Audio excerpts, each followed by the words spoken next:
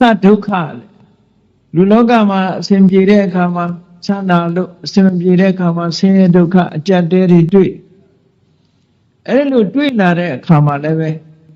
ဆင်းရဲဒုက္ခတွေကြုံတဲ့အခါမှာ depression မဖြစ်ဖို့စိတ်ဓာတ်မကျဘူးစိတ်သက်သာရတဲ့နီးလန်းတွေနဲ့တွေးရမယ်မြတ်စွာဘုရားပေးထားတဲ့ general point ကတော့ဘာတုံးဆိုလို့ရှိရင်ဘယ်အရာမှမမြဲဘူးတဲ့တခဏပဲဆိုတဲ့အတွေးလေးနဲ့သိခံပါဆင်းရဲတဲ့အတိုင်းအတာတစ်ခုကိုအဲ့ဒါနဲ့ခုခံကာကွယ်ထားသည့်အတွက်ကြောင့်ကိုယ်စိတ်ဓာတ် depression ဖြစ်တယ်ဆိုတာမရှိဘူးစိတ်ဓာတ်တွေနှိမ့်ကျသွားတာမျိုးမရှိဘူးတဲ့ခုခံနိုင်တယ်အေးချမ်းသာဒုက္ခနဲ့တွေ့လာလို့ရှိရင်လေလူတွေကဘဝင်မြင့်ပြီးအောက်ချိန်လွတ်တတ်တယ်အဲ့ဒါလို့မဖြစ်ရအောင်လည်းပဲခုနကအိမ်ချမ်းသာတယ်ဆိုတာလေထာဝရမဟုတ်ဘူးတခဏမျှတာဖြစ်တယ်လို့မှန်ကန်တဲ့အတွေးလေးတွေနဲ့တွေးပြီးတဲ့အခါမှာကိုယ့်ရဲ့စိတ်ဓာတ်ရင်းရိုင်မှုမရှိအောင်ကြန့်ခိုင်အောင်ကြိုးစားဒါကိုပြောတာကောင်းဆိုးလောကရန်ကြံ့ကြခံဘဝကိုလှလှပပတိဆောက်ခြင်းဟောဒီလောကရန်ခန္ဓာရှိဖို့ကြိုးစားရမယ်ဒါနံပါတ်1နော်လောကရန်ခန္ဓာအောင်ကြိုးစားဘယ်ပုဂ္ဂိုလ်ပဲဖြစ်လောကရန်ဆိုတာရှိတာကြည့်ပဲဆင်းရဲတဲ့ပုဂ္ဂိုလ်မှလည်းရှိတယ်ချမ်းသာတဲ့ပုဂ္ဂိုလ်မှလည်းရှိတယ်ဘယ်နိုင်ငံသားပဲဖြစ်ဘာလူမျိုးပဲဖြစ်ဘာဘာသာကိုယ်ွယ်ဒါတွေကတညီတယ်ပဲဘာဖြစ်လို့လောကဓမ္မလောကရဲ့သဘာဝလို့ပြောတာနော်ကဲရတဲ့ချီးမွမ်းတယ်ဆိုတာချီးမွမ်းတဲ့လူကချီးမွမ်းတယ်ကဲရတဲ့လူကကဲရအလုံးသိကြလိမ့်မယ်လေဒါကတော့ကအမေရိကန်သမ္မတအရင်သမ္မတဣရတ်သွားတဲ့အခါကျတော့သတင်းစာဆရာတယောက်ကဖဏနဲ့ထုတယ်မဟုတ်လားဘာပဲဖြစ်တခုခုအစော်ကားဆိုတာနိုင်ငံကောင်းဆောင်သမ္မတဖြစ်နေစော်ကားခံရတာမျိုးရှိတာစိတ်ဓာတ်ရေးရမတုံလို့ဖို့ကတိတ်အရေးကြီးတယ်ပေါ့ကိုယ်လည်းကိုယ်အတိုင်းတာနဲ့သူလည်းသူ့အတိုင်းတာလောကမှာနေတဲ့ပုဂ္ဂိုလ်တိုင်းဟာကြည့်စိတ်ဓာတ်ကြန့်ခိုင်ဖို့ကြိုးစားရအဲ့ဒီစိတ်ဓာတ်ကြန့်ခိုင်တယ်ဆိုတာသူကသူကြန့်ခိုင်လာမှာမဟုတ်ဘူးကိုယ်တိုင်ကြိုးစားဖို့လိုအပ်တယ်ဘာဖြစ်လို့လဲဆိုရင်ခန္ဓာကိုယ်ကြီးကြန့်ခိုင်အောင်ဘာတွေလုပ်ကြလူတွေလမ်းလျှောက်ကြတယ်ကျမကြီးလေ့ကျင့်ကြတယ်ဟုတ်တယ်ကျမကြီးလေ့ကျင့်ကြတယ် physical exercise တွေလုပ်ကြတယ်အားကစားသမားတွေဆိုမငေါနိုင်မပန်းနိုင်အားကစားလေ့ကျင့်မှုတွေသို့တော့လောကလူသားတွေမေ့နေတာလုပ်ဖို့မေ့နေတာဘာလို့ဆိုရင် mental exercise စိတ်ကိုကြန့်ခိုင်အောင်ကြိုးစားမှုကြတော့အားပြော့နေကြအဲ့ဒါလို့အားပြော့နေကြသည့်အတွက်ကြောင့်တလောကလုံးတစ်ကမ္ဘာလုံးမှာရှိကြတဲ့လူသားတွေဟာလောကရန်နဲ့ကြုံလိုက်လို့ရှိရင်ရင်းရိုင်ထွက်သွားတယ်စိတ်ဓာတ်ကြမ်းခိုင်မှုအတွက်ကလည်းပဲ physical exercise လုပ်တယ်လို့ mental exercise လုပ်ဖို့လိုအပ်တယ်အဲ့ဒါတရားကျင့်တယ်ဆိုတာအဲ့ဒါပြောတာနော်တရားကျင့်တယ်ဆိုတာအဲ့ဒါပြော physical exercise လုပ်တယ်ဆိုလို့ရှိရင်လူတွေကလမ်းထွက်ရှောင်းရတယ်ကျမကြီးလေ့ကျင့်ရတယ်အပြေးလေ့ကျင့်တယ်ခန္ဓာကိုယ်ကြမ်းခိုင်အောင်လုပ်တယ်ဒါဖြင့်စိတ်ဓာတ်ကြန့်ခိုင်အောင်ဘာလို့တရားထိုင်တယ်တို့စိတ်ဓာတ်လေ့ကျင့်ခံယူတယ်စိတ်တည်ငြိမ်အောင်ကြိုးစားတယ်ကိုယ်အိမ်မှာကိုယ်နေရနေပြီးတော့မှန်ကန်တဲ့အတွေးကလေးတွေတွေးတယ်ဆိုပါစို့လောဘစိတ်တွေများနေတယ်တွေ့တာစိတ်တွေများနေတယ်တဦးနဲ့တဦးခင်မင်ပြီးတော့သိတ်တွေ့တာမှုတွေများနေလို့ရှင်တွေးလေအေးလူဆိုတာတနေ့ကျတော့ခွဲရအောင်ပါပဲမခွဲခင်တို့ဘာတွေလုပ်မလဲတချို့အဲ့ဒါမျိုးကိုစဉ်းစားရမှာစဉ်းစားခြင်းပေါ့စိတ်ဓာတ်ကြန့်ခိုင်အောင်အဲ့ဒါလေးလေ့ကျင့်ပေးရဆိုပါစို့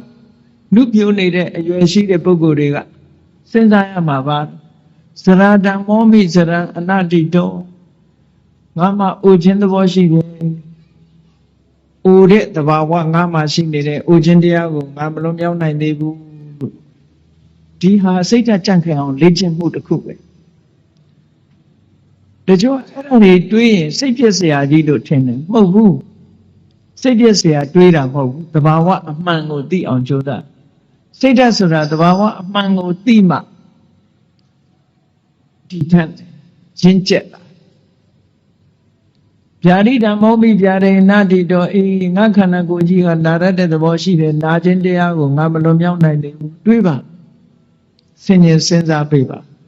လေ့ကျင့်ပေးပါစိတ်ကိုဒါနဲ့လေ့ကျင့်အာယုန်နဲ့စိတ်ကိုလေ့ကျင့်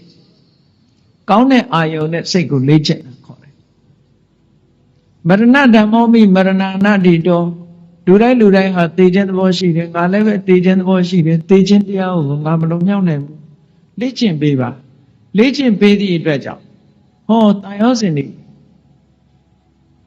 ယောပါလာအတွေ့အတာတွေယောပါလာလူတွေကထင်တယ်အတွေ့အတာယောပါသွားလို့ရှိရင်တဦးနဲ့တူကွဲသွားလိမ့်မယ်လို့ထင်မဟုတ်ဘူးတန်ရောစဉ်နဲ့တွေ့တာဟာမေတ္တာနဲ့တွေ့တာနဲ့မတူတဦးနဲ့တူမေတ္တာနဲ့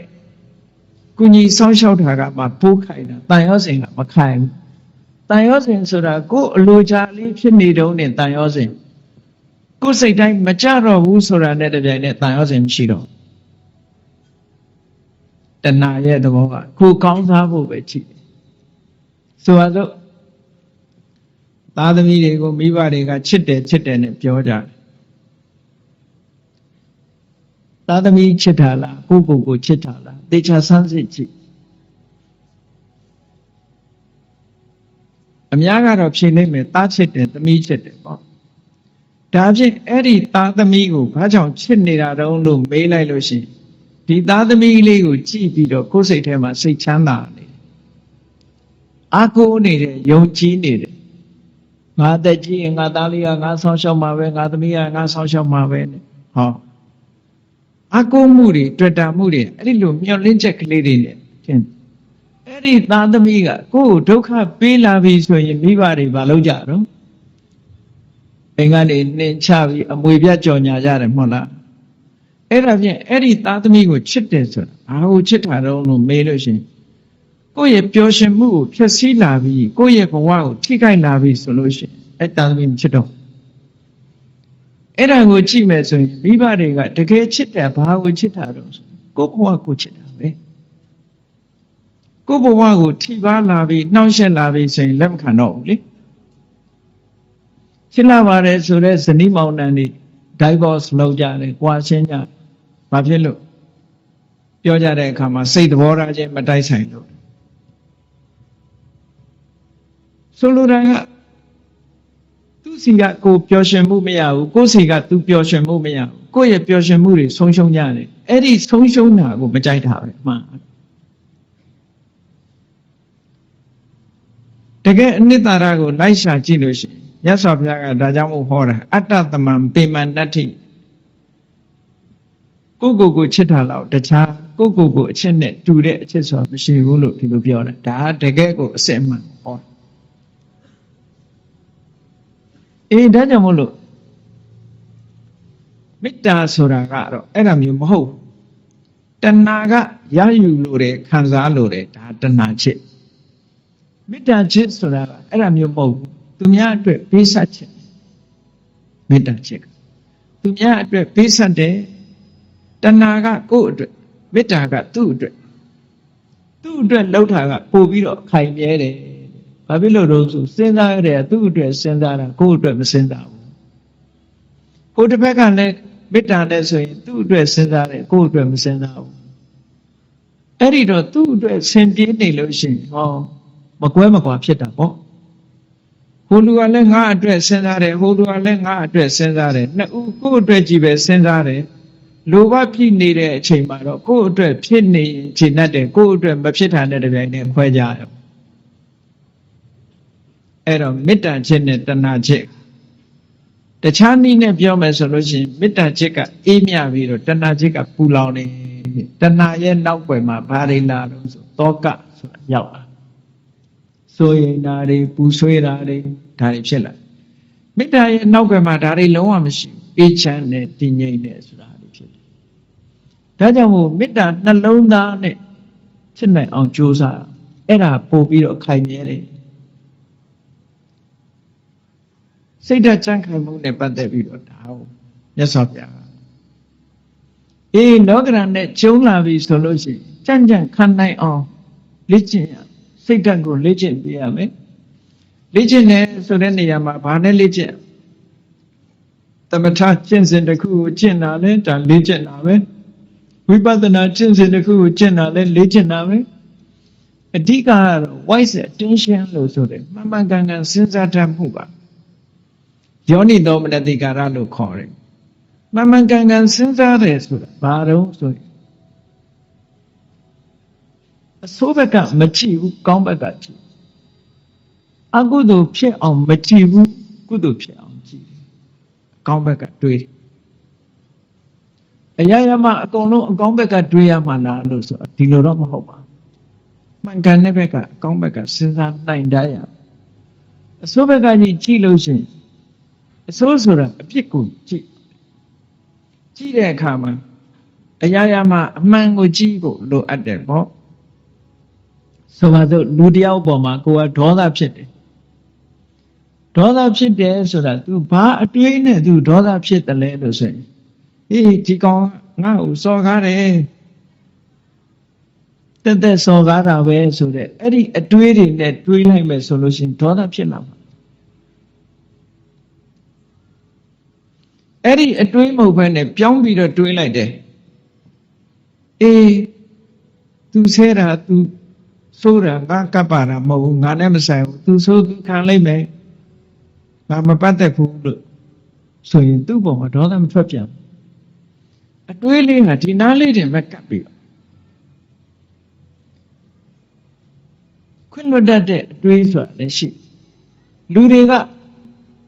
ကိုကြတော့ခွင့်လွတ်တယ်သူများကြတော့ခွင့်မလွတ်ဘူးဆိုတာလောကမှာထင်ရှားတယ်နော်ကိုကြောင့်ဖြစ်လို့ရှိရင်မတော်တဆလို့ပြောတယ်သူများကြောင့်ဖြစ်လို့ရှိရင်နမောနမဲ့လို့ပြောတယ်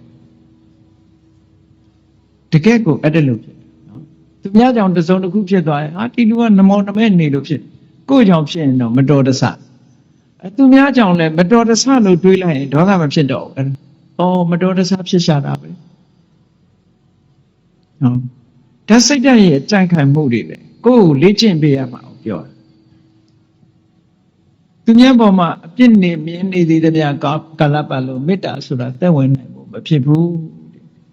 ဘယ်ရာပဲဖြစ်ဖြစ်အစဉ်ပြေအောင်စဉ်းစားတတ်ဖို့လိုတယ်ပေါ့အကောင်းဘက်ကကြည်တာတွေဟာစိတ်ဆင်းရဲမှုကိုကာကွယ်ပေးနိုင်တာလို့သိကြတယ်ပုံမြင်လေးတစ်ခုရှိတယ်မြေထားမောင်းတဲ့မြေထားမောင်းသမားတစ်ယောက် engine driver မြေထား driver တစ်ယောက်ဘယ်တော့ဖြစ်ဖြစ်သူကအကောင်းဘက်ကကြီးပဲပြောတယ်အဆိုးဘက်ကဘယ်တော့မှကြည့်ဘူးကောင်းဘက်ကကြီးပဲပြောလို့ရှိတယ်ဒီနေ့ကျတော့ဘာဖြစ်တုံမတော်တဆသူ accident ဖြစ်ဆေးရုံတင်လိုက်ရဆေးရုံတင်လိုက်ရတော့ခြေထောက်တစ်ဖက်ဟာမြေထားကျိတ်ပြီးတော့အမတန်အခြေအနေဆိုတော့ခြေထောက်တစ်ဖက်ဖြတ်ရမယ်ကိန်းရောက်တော့အဲ့ဒီမှာသူ့မိတ်ဆွေတွေကသတင်းသွားမေးတယ်မေးရင်သူ့ကိုပြောတယ်မင်းဘယ်တော့မှဆိုအကောင်းဘက်ကကြီးပဲပြောတယ်အကောင်းကြီးပဲမြင်တယ်မင်းဒီတစ်ခါမင်းကိုမင်းဖြစ်တဲ့အခါအကောင်းမြင်နိုင်အောင်မလားပေါ့အကောင်းမြင်နိုင်အောင်မလားမင်းကိုယ်တိုင်ခြေထောက်တစ်ဖက်ဖြတ်ရတော့မင်းဘယ်လိုလုပ်အကောင်းမြင်မလို့ဆိုအဲ့ဒီလူကပြုံးပြီးတော့ဘာပြောတော့ဆိုလို့ရှိရင်တကယ်ချင်းတို့တဲ့ငါဒီကနေ့ကစားပြီးတော့ခြေထောက်ဒီဖဏတ်ဟာတစ်ဖက်ဖိုးသက်တာသွားပြီငါဖဏတ်ဟာ